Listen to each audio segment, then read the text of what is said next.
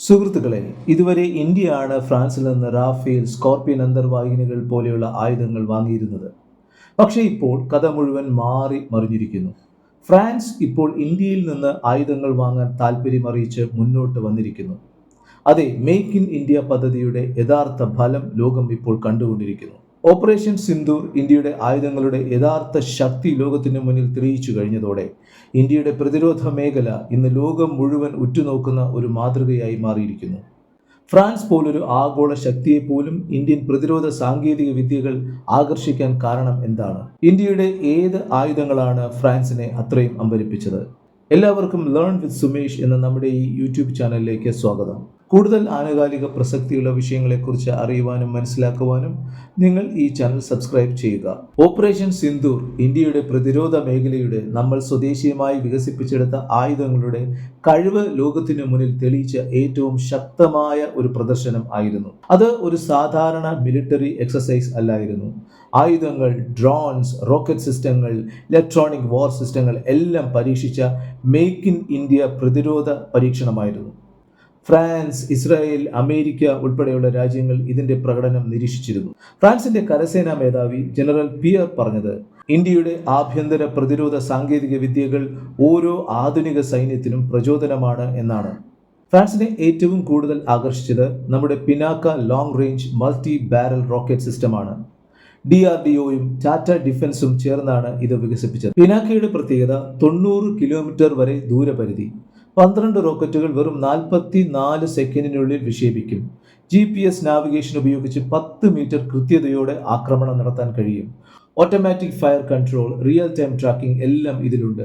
യൂറോപ്പിൽ ഇപ്പോൾ നടക്കുന്ന ആർട്ടിലറി യുദ്ധങ്ങൾ നേരിടാൻ ഈ സിസ്റ്റം ഫ്രാൻസിന് ആവശ്യമാണ്.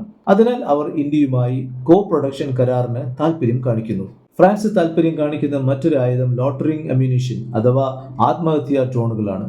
ഇവ ശത്രുവിനെ കണ്ടെത്തി തകർത്ത് സ്വയം നശിക്കുന്ന കൃത്യമായ ആക്രമണ ആയുധങ്ങളാണ്. ഇന്ത്യൻ കമ്പനിയായ ഇക്കണോമിക് എക്സ്പ്ലോസീവ് ലിമിറ്റഡ് വികസിപ്പിച്ചെടുത്ത നാഗാസ്ത്ര 1 ഫ്രാൻസിന്റെ ശ്രദ്ധ പിടിച്ചെടുത്ത പ്രധാന ഉൽപ്പന്നങ്ങളിൽ ഒന്നാണ്. ഇതിന്റെ സവിശേഷതകൾ: 60 മിനിറ്റ് ഇതിന് പറക്കാൻ കഴിയും, 25 കിലോമീറ്റർ വരെ ലക്ഷ്യം തിരിച്ചറിഞ്ഞ് ആക്രമിക്കും, ഗൈഡഡ് ടാർഗറ്റിംഗ് സിസ്റ്റം, പകുതി വിലയിൽ ഇസ്രായേലിന്റെ ഹാരോപ്പ് സിസ്റ്റത്തിന് തുല്യമായ പ്രകടനം.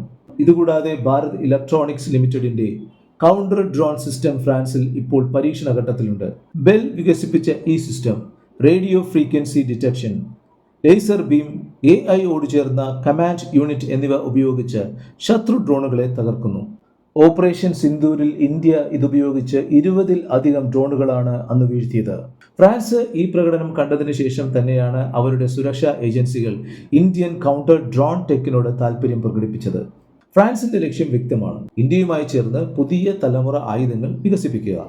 സ്കോർപിയൻ പ്രോഗ്രാം എന്ന അവരുടെ കരസേനാ നവീകരണ പദ്ധതിയിൽ Pinaka, loitering munition, AI drone tag, electronic warfare system എന്നിവ ചേർക്കാൻ അവർ ആലോചിക്കുന്നു. ഇത് യാഥാർത്ഥ്യമായാൽ ഇന്ത്യക്കും ഫ്രാൻസിനും പ്രതിരോധ രംഗത്ത് പുതിയ യുഗത്തിന്റെ തുടക്കമായിരിക്കും.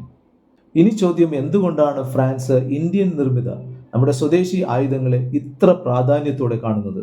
അതിന് കാരണം, ഒന്ന്, ഇതിന്റെ കോസ്റ്റ് എഫിഷ്യൻസിയാണ്. ഇന്ത്യയിൽ നിർമ്മിക്കുന്ന ആയുധങ്ങൾക്ക് പാശ്ചാത്യ രാജ്യങ്ങളുടെ ആയുധങ്ങളുടെ പകുതി വിലയേ വരുന്നുള്ളൂ.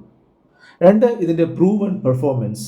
ബാലാക്കോട്ട് ഓപ്പറേഷൻ മുതൽ ഓപ്പറേഷൻ സിന്ദൂർ വരെ ബോർഡർ ഓപ്പറേഷനുകളിൽ വളരെ വിജയകരമായി ഇന്ത്യ പരീക്ഷിച്ച ആയുധങ്ങളാണ് ഇത്. 3, ഇന്ത്യ ഒരു റിലയബിൾ പാർട്ണറാണ് എന്നതാണ്. ഇന്ത്യ ഒരു സ്ഥിരതയുള്ള ജനാധിപത്യ രാഷ്ട്രം ആയതുകൊണ്ട് തന്നെ ഒരു വിശ്വസ്ത പങ്കാളിയാണ്. 4, technology upgrade. DRDO, HAL, BEL തുടങ്ങിയവർ വേഗത്തിൽ ടെക് അപ്ഡേറ്റ് ചെയ്യുന്നു. 5, ഇന്ത്യയുടെ ആത്മനിർഭർ ഭാരത് പോളിസി. പ്രതിരോധ കയറ്റുമതിക്ക് ഇപ്പോൾ വലിയ പ്രോത്സാഹനം ഇന്ത്യ നൽകുന്നു. ഇതെല്ലാം കൊണ്ട് തന്നെ ഫ്രാൻസ് ഇപ്പോൾ ഇന്ത്യയെ ഡിഫൻസ് മേഖലയിൽ ഒരു അഭിവാജ്യ പങ്കാളിയായി കാണുന്നു. 2024-25 ഇന്ത്യയുടെ പ്രതിരോധ കയറ്റുമതി 21,000 കോടി രൂപ കടന്നുവെന്നത് ഇതിന് ഏറ്റവും വലിയ തെളിവാണ്.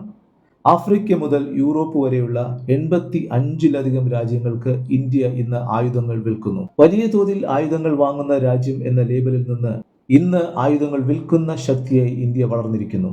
ഇതൊക്കെ കൂട്ടി വായിക്കുമ്പോൾ നമുക്ക് എന്താണ് മനസ്സിലാക്കാൻ കഴിയുന്നത്? ഇന്ത്യ ഇനി വെറും ഒരു ബയർ മാത്രമല്ല, മറിച്ച് ഒരു ആയുധ നിർമ്മാണ രാജ്യം, ഒരു പ്രതിരോധ കയറ്റുമതി ശക്തി, ഒരു ആഗോള സുരക്ഷാ പങ്കാളി. ഫ്രാൻസ് പോലുള്ള യൂറോപ്യൻ ശക്തികൾ വരെ ഇപ്പോൾ നമ്മുടെ കഴിവ് അംഗീകരിക്കുന്നു. ഇതാണ് യഥാർത്ഥ മേക്ക് ഇൻ ഇന്ത്യയുടെ വിജയം. നമുക്ക് അഭിമാനിക്കാം. ലോകത്തിന് ഇപ്പോൾ നമ്മുടെ ആയുധങ്ങളാണ് സുരക്ഷ ഒരുക്കുന്നത് എന്നോർത്ത്.